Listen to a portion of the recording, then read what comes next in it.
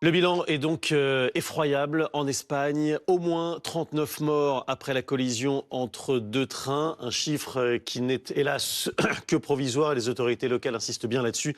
La tragédie s'est produite hier en fin de journée dans le sud du pays. Et vous voyez ici sur cette image particulièrement impressionnante que les opérations de sauvetage, elles se poursuivent. Mathieu de Taillac est avec nous depuis l'Espagne. Dites-nous Mathieu, est-ce qu'il y a encore malgré tout des espoirs de retrouver des survivants? Non, il n'y a pas d'espoir de retrouver des survivants, à en croire le ministre des Transports. Tous les survivants ont été pris en charge. Donc maintenant, les services de secours ne recherchent plus que des victimes décédées. On rappelle les faits. Un train de la compagnie italo-espagnole Irio a déraillé hier vers 19h50. Il a envahi la voie opposée, percutant un train de la compagnie publique espagnole Renfe qui voyageait en sens inverse, et donc il a projeté deux wagons dans un talus de 4 mètres. L'impact a été très violent, c'est ce qui explique les images de ces wagons détruits, transformés en amas de ferraille, dont les équipes de secours essaient d'extraire les victimes. Yuri, une passagère du train Irio, a témoigné sur la radio Cadena Ser. Toutes les valises ont commencé à nous tomber dessus, les vitres, tout. J'ai vu des gens blessés, une fille s'est ouvert la tête, et puis des morts. Une autre passagère, voyageant dans la cabine arrière du train, raconte avoir été projetée dans son wagon, perdant connaissance après avoir ouvert une porte avec sa tête. Le ministre des Transports, Oscar Puente, a avoué son incompréhension totale quant aux causes de la tragédie. L'accident est, je cite, extrêmement étrange, a-t-il jugé, survenu sur une ligne droite et sur une infrastructure récemment rénovée. Pendant que vous nous parlez, Mathieu, on voit ces images, on voit cette ligne droite et il y a énormément de questions qui se posent. On va vous dire quelles sont toutes les pistes possibles. Merci beaucoup, Mathieu. D'abord, en vous écoutant, on ne peut qu'imaginer l'ampleur de l'impact, cette scène terrible qui s'est déroulée en une fraction de seconde. On va aller plus loin et prendre les images dont on dispose pour tenter de retracer plus précisément le fil des événements grâce à nos éclaireurs.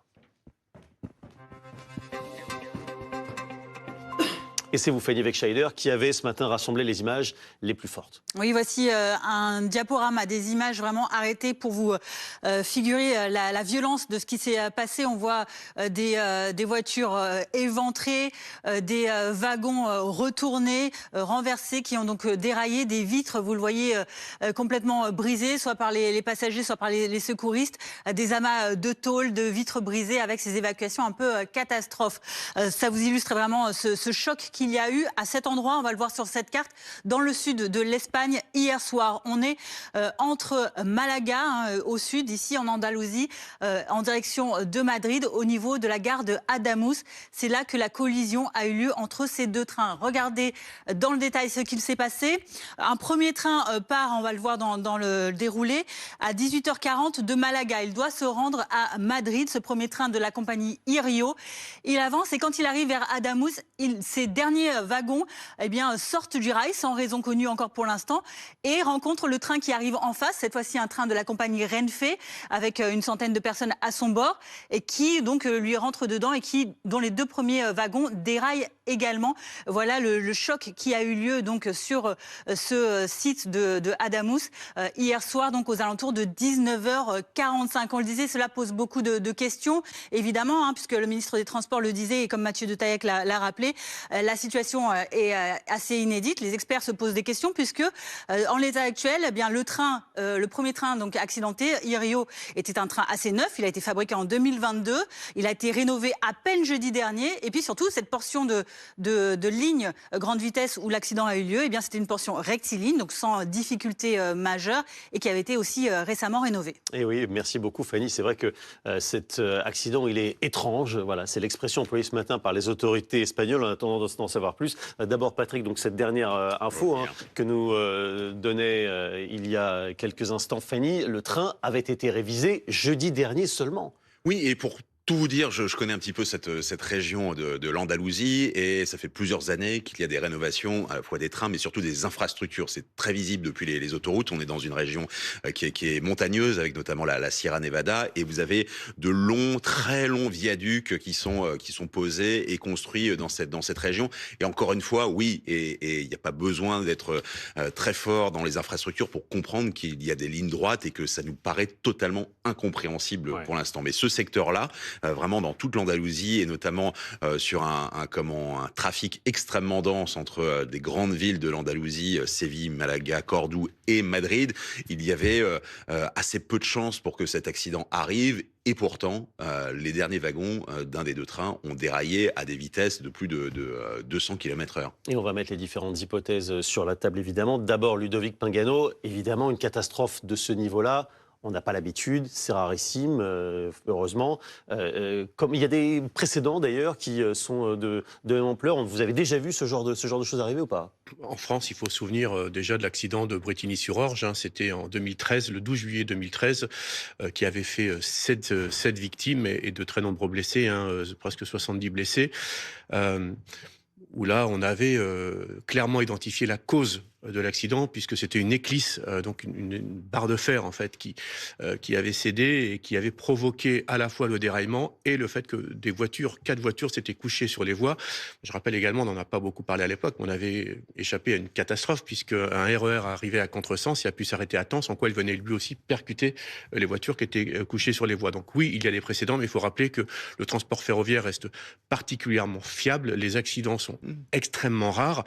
Et là, j'écoutais avec attention Patrick qui nous expliquait qu'effectivement les causes sont assez difficiles à identifier. Parce qu'on peut très souvent imaginer que ça puisse être un problème technique, soit une éclisse, un problème d'aiguillage, etc. Et là, il semblerait que sur une ligne droite, ce soit effectivement beaucoup plus surprenant. J'imagine que l'enquête pourra nous en dire plus. Il y avait eu en 2013 80 morts déjà en Espagne dans une précédente catastrophe ferroviaire. C'est vrai, Arnaud Aimé, que quand on voit ce qui s'est passé et quand on entend que le train a été révisé il y a 3 jours, on se dit que ça n'est vraisemblablement sans doute pas un problème lié au train, mais plus lié au rail, au ballast. À l'infrastructure, effectivement. Alors, cela dit, le ministre espagnol des Transports a dit que c'était étonnant que ça se produise dans cette zone-là, parce que justement, cette infrastructure, eh bien, elle est toute rectiligne à cet endroit-là, contrairement à au terrible accident ferroviaire qu'avait connu l'Espagne en 2013.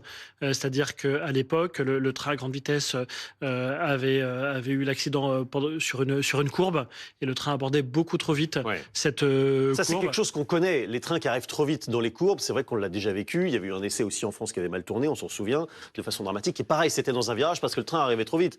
Mais là, en ligne droite... Oui, en ligne droite, mais il y a des choses qui peuvent se produire quand même sur l'infrastructure. C'est-à-dire que le rail, il peut se casser si le métal est très fatigué parce qu'il subit beaucoup d'efforts et si les tournées de surveillance, les contrôles n'ont pas été suffisants. On peut imaginer que ce qu'on appelle la plateforme, c'est-à-dire le talus sur lequel les rails sont posés, soit déformé. Je ne parlerai pas de glissement de terrain, mais il peut y avoir quand même une déformation de la voie. Et puis sur le matériel roulant, même si ça a été révisé il y a quelques jours, c'est pas forcément à chaque révision, à chaque inspection que l'ensemble des éléments est inspecté. Donc ça n'empêche pas que certains éléments n'aient pas été vus ou que la procédure de maintenance soit pas la bonne. On peut imaginer un essieu qui se fissure. On peut imaginer un problème de symétrie, de géométrie, disons, sur la roue. C'est ce qui s'était passé. J'ai vu un problème sur la roue il y a une 30aine d'années en Allemagne. C'est le plus gros accident de l'histoire de la grande vitesse. On peut imaginer qu'un essieu fissuré, ça échappe à l'œil des techniciens qui révisent l'ensemble d'un train, parce que c'est quand même assez majeur. On imagine que c'est ce qu'on regarde en premier même. Je ne sais pas si on regarde en premier l'essieu ou le bogie ou l'état des roues ou les freins. Enfin, il y a tout un ensemble d'éléments à surveiller. Tous les éléments ne sont pas surveillés à la même fréquence. Sinon, les trains, les rames ne seraient jamais disponibles pour rouler. Donc, il y a peut-être un problème dans la procédure de maintenance ou dans l'exécution de cette procédure. Certes, le matériel roulant a été révisé il y a quelques jours, mais est-ce que la procédure a bien été respectée? C'est ce genre de choses qu'il faudra voir. Autrement dit, on a des problèmes sur soit le matériel roulant ou l'infrastructure, soit une erreur humaine. du conducteur, des agents de maintenance, par exemple. Et puis peut-être un problème aussi sur les dispositifs de sécurité, parce qu'il y a des dispositifs qui contrôlent la vitesse limite, qui détectent des anomalies mécaniques. Donc est-ce que ces dispositifs de sécurité, ils ont fonctionné? C'est ce que l'enquête dira. Il y a une piste dont vous ne nous parlez pas, c'est un éventuel acte de malveillance, Oui. voire un acte terroriste. Est-ce que cette piste-là, elle a été écartée par les autorités espagnoles, Patrick, ou pas Pour encore? l'instant, absolument pas. Pourquoi? Parce que la priorité, pour l'instant, c'est bien l'identification des victimes. Vous avez par exemple la Guardia Civile qui vient d'ouvrir un bureau à Cordoue, vraiment l'une des grandes villes aussi d'Andalousie, pour que, et c'est terrible, mais on comprend, ça doit aller vite, les familles puissent venir donner ou effectuer des prélèvements d'ADN afin qu'on identifie les victimes. On rappelle, la vitesse commerciale d'un TGV de la Renfe, c'est 300 km/h. C'est la même chose en face. Et donc, quand vous passez de 300 à 0... de 600 à 0 même. De 600 à 0, voilà, de vitesse antagoniste, ça devient extrêmement difficile. Il y a également une cellule d'aide psychologique qui a été ouverte à la grande gare d'Atocha. Là, Atocha, ça nous fait penser, et je repense à votre question, pour le coup, l'un des plus grands attentats de l'histoire espagnole, c'est en 2004. 2004, si ma mémoire est bonne, avec plus de 200 morts. Mais pour l'instant, on est vraiment sur l'identification. Évidemment, il y a des équipes, des enquêtes, notamment sur l'arrière du train de la compagnie privée. Mais pour l'instant, c'est vraiment l'identification. Vous avez entendu Mathieu de Taillac. Tous les vivants, en tout cas indemnes, j'ai envie de dire, et miraculés, ont été sortis. Maintenant, il y a dans cette carcasse qu'on voit sur les écrans autour de vous et les fresques, avec à l'intérieur des victimes et donc l'identification prioritaire surtout. Sur la première intervention, Ludovic Mingano, c'est à peu près la même problématique sur des accidents de voiture, c'est de l'incarcération et de la désincarcération. C'est beaucoup plus compliqué parce qu'un wagon est beaucoup plus solide qu'une voiture et donc les moyens de désincarcération utilisés habituellement par les secours sont des moyens qui sont adaptés pour désincarcérer les victimes dans des voitures, voire dans des poids lourds, mais ça reste des moyens qui bien souvent sont sous-dimensionnés pour pouvoir réaliser des opérations de désincarcération au niveau d'un train. Ça a été dit, puis la vitesse est extrêmement rapide, les wagons sont extrêmement déformés de par la cinétique de l'accident, et donc on rencontre plusieurs difficultés. La première, c'est accéder jusqu'aux victimes, et ensuite, une fois qu'on y accède, c'est pouvoir les décoincer, les désincarcérer de ces amas de tôle. Donc tout ça, ça prend énormément de temps, sachant qu'en plus, on se retrouve, l'accident est arrivé en pleine nuit, et donc tout ça, ça complexifie considérablement les opérations de secours. On voit pas clair, il faut apporter des groupes électrogènes, il faut beaucoup de matériel, parce qu'il y a de nombreuses victimes et il y a plusieurs wagons concernés pour pouvoir réaliser ces opérations. Donc ça reste une opération techniquement très difficile. Et puis de par le nombre de victimes, c'est tout aussi complexe, puisqu'il faut prendre en charge effectivement les urgences absolues et les urgences relatives, donc tous ces blessés. Toutes ces personnes qui étaient dans le train et qui, fort heureusement, n'ont pas été physiquement blessées, mais qui sont psychologiquement très atteintes. Et là encore, il faut prendre en compte toutes ces victimes. Bien entendu, malheureusement, toutes ces personnes décédées, et je crains que le bilan ne s'alourdisse encore. Et puis, on l'oublie peut-être trop souvent aussi, toutes ces familles qui savaient qu'ils avaient un proche dans le train et qui veulent avoir des informations et qui vont avoir beaucoup de mal à avoir des informations tout de suite, le temps d'identifier les corps. Alors évidemment, on se projette, parce que ces lignes à grande vitesse, on les connaît très très bien en France. Arnaud Aimé, d'abord, est-ce qu'on sait si ce train qui a déraillé, c'est comme un TGV français, c'est pareil ou c'est autre chose? C'est comme les rames de Trenitalia. D'accord. Donc c'est le même matériel roulant, ce qu'on appelle les Frecciarozza, sans l'accent, donc les flèches rouges. Donc c'est le matériel de Trenitalia qui circule beaucoup en Italie, sans anomalie, qui circule en France aussi. Après, que ce soit un train fabriqué alors c'était à l'époque Bombardier en Ansaldo Breda, ou par Alstom, dans tous les cas, les trains fabriqués et commercialisés et exploités en Europe, ils sont soumis à des normes européenne de sécurité. Donc, c'est tous ces trains-là qui sont confrontés. La probabilité d'accident, alors là, c'est malvenu de le dire, mais elle est quand même extrêmement rare sur la grande vitesse parce que ce sont des lignes particulièrement récentes, donc ils sont équipés avec beaucoup d'installations de sécurité, notamment des contrôles de la vitesse limite, et puis qui font l'objet de beaucoup de surveillance. Donc c'est ça qui rend la probabilité plus particulièrement faible, et on le voit dans les statistiques. Là aussi en Espagne, si le bilan est si lourd, et il est extrêmement lourd, c'est aussi qu'on a le jouet de malchance, c'est-à-dire que il y a un train qui déraille, c'est déjà rarissime. Ensuite, il déraille dans la mauvaise direction, c'est-à-dire que plutôt que quitter la voie, il va aller sur la voie adjacente. Ouais. Ensuite, sur cette voie adjacente, pas de chance, il y a un train qui circule en sens inverse. On sait que c'est quand même pas en permanence qu'on croise d'autres trains sur la voie ferrée. Ils sont tous les deux à pleine vitesse, d'où les 600 km/h du choc dont on parlait. Donc il y a vraiment une accumulation. Surtout que ces croisements, évidemment, on l'a tous vécu, ça dure, je sais pas, 2 secondes, quoi. Oui, pour voilà, le train c'est quelques secondes, et puis c'est pas non plus toutes les minutes qu'il y a un train qui circule, donc ça a joué de malchance. En plus, vu la géométrie, vu l'organisation, disons, géographique autour, eh bien, les trains, ils déraillent, ils se couchent, ils tombent même. On a parlé de plusieurs mètres de chute parce que c'est sur un talus. Tout ça, ça aggrave les choses. Et puis les secours, c'est pas évident non plus pour qu'ils arrivent, ça prend un peu de temps. Ludovic en avait parlé.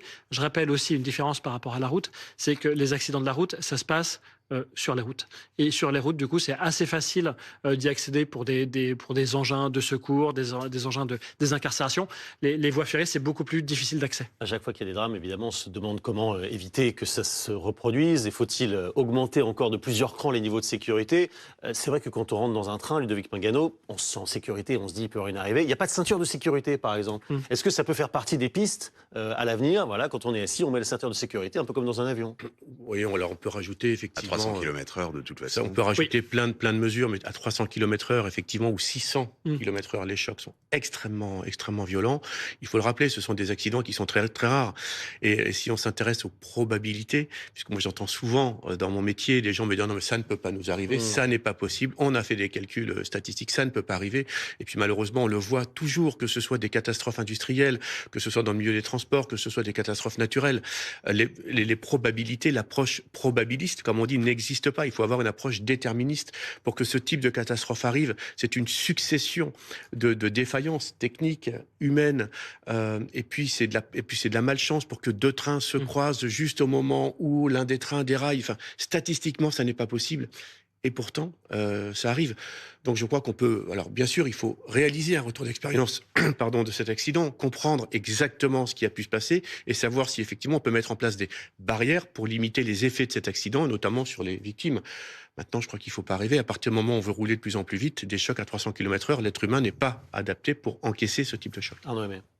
Oui, et Ludovic parlait de retour d'expérience. Concrètement, il y a plusieurs enquêtes qui sont lancées en parallèle. Il y a d'une part une enquête judiciaire qui vise à déterminer les responsabilités pénales. Et puis l'autre enquête qui est extrêmement importante, c'est l'enquête technique qui vise non pas à déterminer les responsabilités, mais les causes techniques, les causes matérielles, les causes humaines, faire un peu tout l'arbre des causes qui a conduit à ça. Et puis surtout formuler des préconisations, des mesures de sécurité supplémentaires qui s'appliqueront soit seulement à cette compagnie ferroviaire, soit à tout le réseau espagnol, soit qui seront adaptés par toute l'Europe pour réduire encore la probabilité d'un accident. Et sur la surveillance des voies, parce que ce que vous avez tout à l'heure égrené comme risque, un glissement de terrain, que sais-je, on se dit tout ça arrive quand même très très régulièrement, très très souvent. Elles sont inspectées à quel rythme les voies?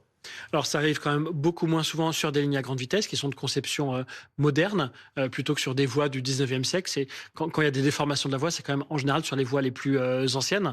Là, c'est fait. Il y a beaucoup de plateformes qui sont faites même en béton, donc c'est des choses très très lourdes. Après, il y a des dispositifs techniques et des dispositifs humains.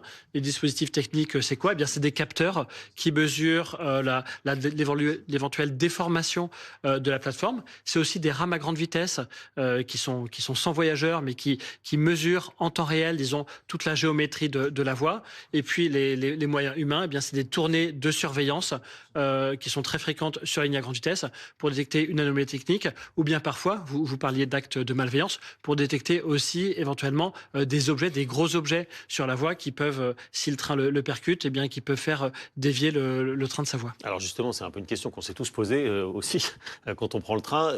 Si quelqu'un met une pierre, est-ce qu'une petite pierre, ça passe, et gros rocher, ça se mesure comment, ça? Alors, je ne vais pas répondre à la question, parce qu'il ne s'agit pas non plus de donner des idées, mais il y a souvent des risques d'obstacles, même de manière involontaire, qui peuvent survenir. Donc, non, une simple pierre, ça ne suffit pas. Là où ça peut arriver, c'est par exemple s'il y a des chutes d'arbres. C'est pour ça d'ailleurs que quand il y a des tempêtes qui sont annoncées, on l'a connu il y a quelques jours, n'est-ce pas? Eh bien, on interrompt les circulations ferroviaires pour éviter tout risque que des arbres tombent sur la voie. C'est un cas classique d'interruption des circulations. Le bilan, on vous le rappelle, 39 morts et plus de 100 blessés dans cette tragédie. Un bilan qui pourrait s'alourdir, qui n'est que provisoire, ont répété les autorités espagnoles il y a quelques instants. 123 blessés pour l'instant, dont plusieurs dans un état grave. On va surveiller l'évolution. Puis il y a le chef du gouvernement espagnol, Pedro Sánchez, qui est attendu sur place dans les minutes